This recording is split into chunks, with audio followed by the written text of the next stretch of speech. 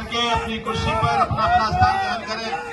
हमारे बीच हमारे दिल्ली विधानसभा के उपाध्यक्ष और मंगोलपुरी से विधायक बहन राखी बिल्ला। जो लोग कई बार ग्रेस मार्क्स दे दिए जा रहे हैं, तो बहुत सारे लोग आजकल बहुत सारे चैनलों पर वहां पर अभी तक वो बधाइयां लेने से उन्हें फुर्सत मामला बन चुका है, उसके ऊपर अभी तक उनका कोई संवेदनशील रिप्लाई नहीं आया। बस कहते हैं जी बख्शा नहीं जाएगा। कौन छात्र चाहेगा कि मैं पढ़ाई करूं? कौन पूरी पढ़ाई करेगा जब आपको ऑलरेडी एग्जाम का पेपर ही अवेलेबल लीक कर दिया गया?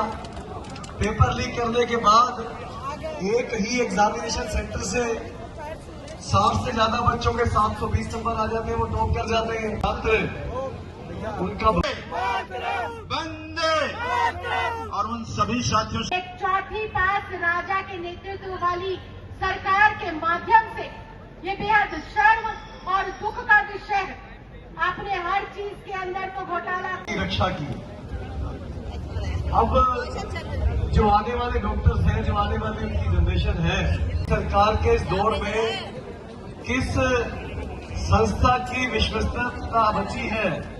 ये एग्जाम में घोटाला क्या है जरा समझ लेना।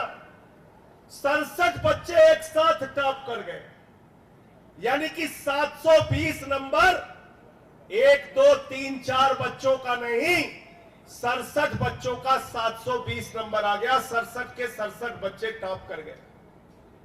लोग हैरान हुए, ये कैसे हो सकता है? 67 बच्चों का एक साथ टॉप कैसे कर गए? फिर और जांच हुई तो पता चला एक ही कोचिंग सेंटर के 6 बच्चे जिनको 720 अंक मिला, 6 के 6 टॉप कर गए। फिर और पता चला और जानकारी मिली तो गुजरात की एक लड़की है, उसको फिजिक्स में मिला 1 नंबर।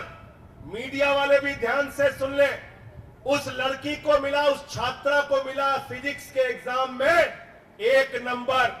लेकिन नीट के एग्जाम में, जो इतना कठिन एग्जाम होता है, इतनी कठिन परीक्षा होती है, उसमें 720 अंक मिल गया। 720 अंक मिल गया। ये नीट का एग्जाम मोदी सरकार का भ्रष्टाचार है। ये नीट का एग्जाम मोदी सरकार के पेपर लीक का घोटाला है। ये नीट का एग्जाम शिक्षा मंत्रालय के अधीन आने वाले एनटीए के अधिकारियों और राज्य सरकारों में जहां जहां बीजेपी की सरकारें हैं, ज्यादातर उन लोगों ने मिलकर इस देश के लाखों बच्चों के साथ, करोड़ों लोगों के साथ, उनकी जिंदगी और उनके भविष्य के साथ खिलवाड़ किया है। इसलिए ये नीट का एग्जाम पूरी तरीके से रद्द होना चाहिए और फिर से एग्जाम कराया जाना चाहिए। ये हम लोगों की मांग है। नीट का एग्जाम पूरी तरीके से रद्द करो। और इसमें घोटाला क्या है आपको मालूम है? ये नीट की परीक्षा का रिजल्ट जो आना था, ये आना था 14 जून को।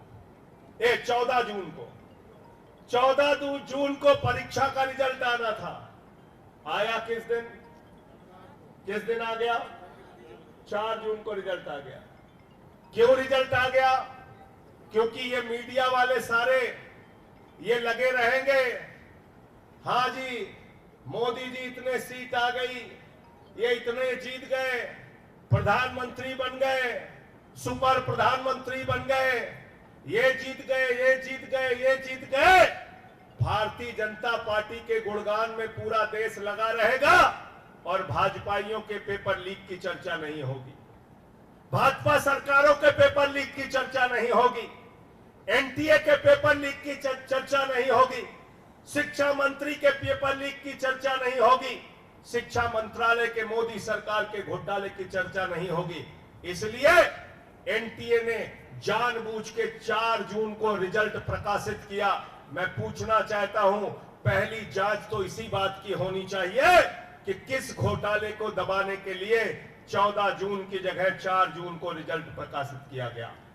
नंबर 1 और नंबर 2, मैं इस देश के नौजवानों से भी कहना चाहूंगा, कब तक खामोश रहोगे आप? कब तक इनकी गुलामी करते रहोगे? परीक्षा पे परीक्षा पेपर लीक हो रही है। अग्निवीर के नाम पर तुम्हारे साथ घोटाला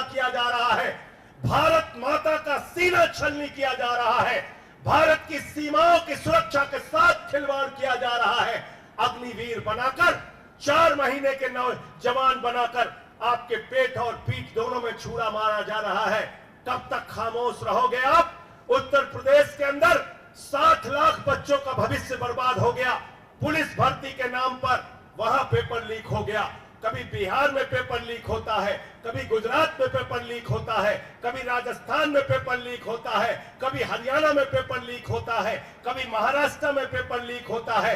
4-5 साल के अंदर 2 करोड़ बच्चों का भविष्य बर्बाद हुआ है पेपर लीक से। कितने बच्चों का?